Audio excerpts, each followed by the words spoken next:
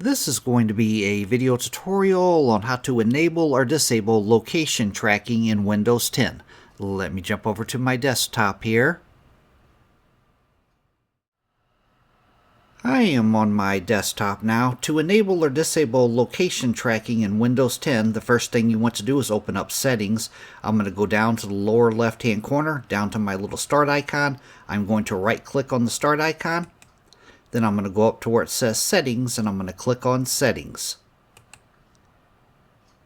Now in the little dialog box that opens up here, you want to scroll down a little ways, down to where you see it says Privacy, and click on Privacy.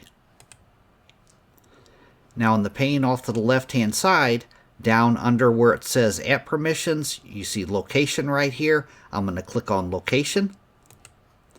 Then on the center pane, it says Allow Access to Location on this device. It has a little change button down here. It tells me location for this device is on. Down below that it says Allow Apps to Access Your Location. As you can see, app access for my location is turned on. If I click on this change button up here, a little dialog box will pop open telling me location access for this device is currently on.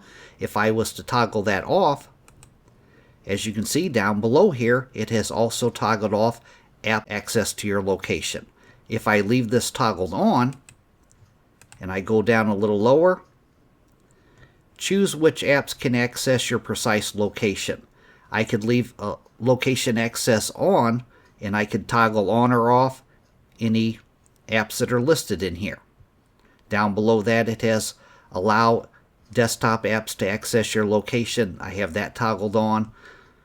But that is how to enable or disable location tracking on Windows 10. Thanks for watching.